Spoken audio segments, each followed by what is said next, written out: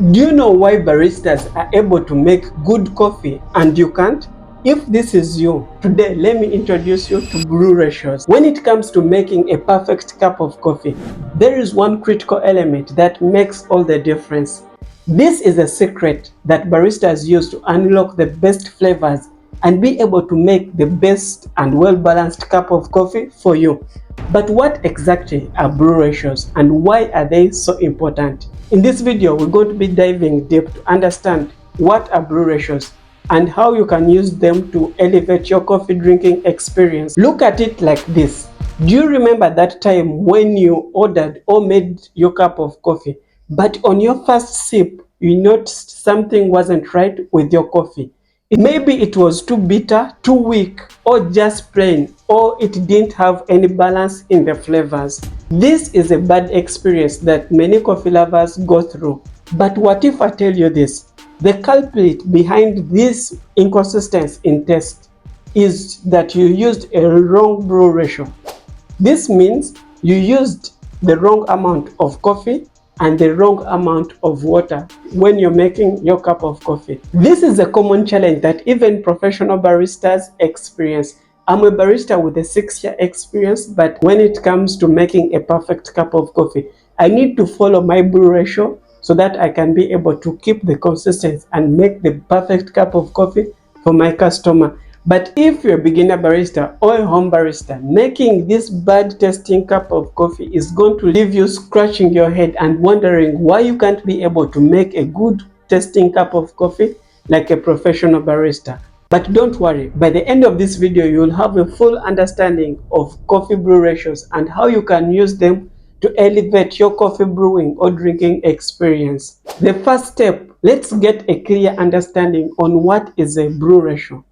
The simplest explanation is the relationship between the amount of coffee to the amount of water that is required for you to be able to make the best tasting cup of coffee using the different brew methods. See, when you're brewing your coffee, you're dealing with two delicate elements in coffee, which are the flavor and the texture.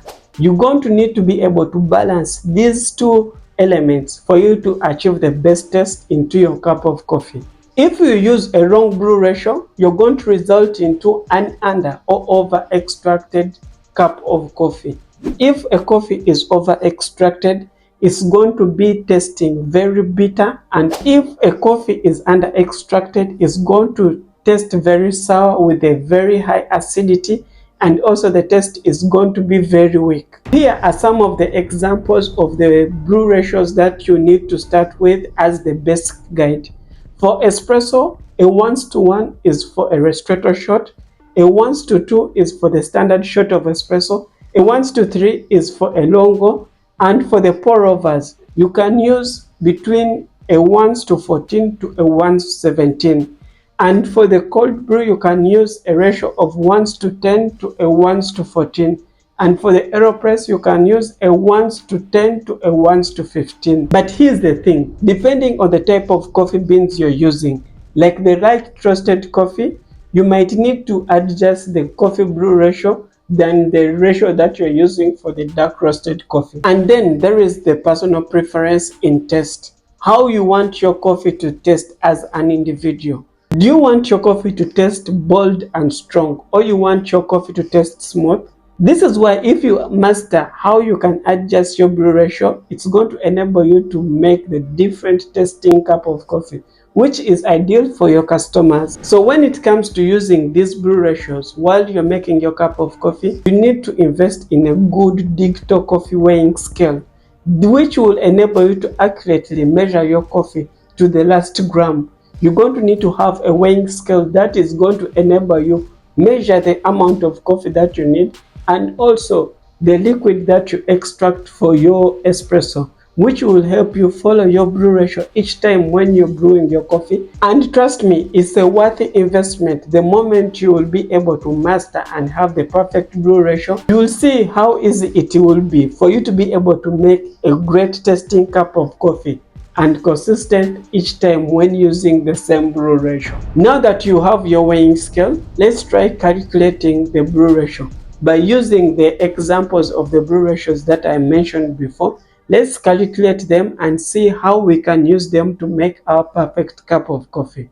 So for a clear understanding of a brew ratio, when you see a 1:1, a 1:2, a 1:15, or a 1:10, the 1 represents the 1 gram of coffee, and the next number on the side is the amount of water that you're going to need to add in that coffee. In a barista language, you can describe the 1 as the dose. It's the dose of the coffee grinds that you're going to grind from your coffee grinder. And the 15 is the amount of water that is going to go through the coffee. So the liquid in your cup of coffee is the yield. So when you hear a barista saying like the dose is this and my yield will be this, is meaning the dose is the amount of coffee and the yield is what is going to get as the final product after the water goes through that coffee. So when you see a 1:1, you're going to multiply each 1 gram to 1 gram of water. If you see a 1:15, this means you're going to multiply each 1 gram of coffee to 15 grams or mLs of water. So I hope this doesn't confuse you. Here's a much clearer example. If I want to brew coffee for 1 person using all these brew methods, I will use my dose as 18, then multiply it with the next number, which is the amount of water, to get your yield out. You're going to multiply, for example, for a shot of espresso, you're going to grind 18 grams, then multiply it by 2, where you're going to be extracting 36 as our yield out for espresso. This is our brew ratio for making a standard shot of espresso when you're using 18 grams. Before continuing, let us try out this challenge. You're going to be calculating for me the remaining brew ratio and give me your yield for each of the brew methods. What would be your yield when you're using 18 grams? Link all your answers in the comment section below. I'll be following up and also sharing with you any of my experiences and how we can improve and make the best cup of coffee. If you find this video to be useful, give it a like so that YouTube can recommend it to other coffee lovers. So let's continue. This is a simple rule that is going to help you fully understand, and it's something that I discovered on my own. It's a simple explanation that I can use even on a beginner barista, a person with no experience, and you will fully understand how the brew ratios can influence the taste and the flavor in your cup of coffee. And I do this by explaining to you the 3 stages of extraction. We have the first stage, the second stage, and the third stage. This is how it works. The first stage extracts the same coffee but with less water. The first stage, you're going to extract the bold and intense flavors into your cup of coffee. This coffee is going to taste very strong. And the second stage, use the same amount of coffee but increase the amount of water. And the coffee you're going to extract during the second stage is going to balance very well. And this is where most of the time you're going to find the sweet spot or the ideal spot. This is where most of the brew ratios are designed. The third stage, use the same amount of coffee but still increase more water and extract, you'll see the taste you get. And at the third stage, the extraction is very light. It's as if you're only extracting water which is going through the coffee and you're not getting any flavor. This is going to end up giving you a very light cup of coffee. This is how you can use extraction to fully understand your brew ratio, because you're using the same dose but you're increasing the amount of water that you're adding into your coffee. So I hope you've fully understood the extraction stages and how they can impact your brew ratios. And lastly, experimenting is key. You're going to experiment as much as you can until you're going to find the perfect brew ratio that works well for you.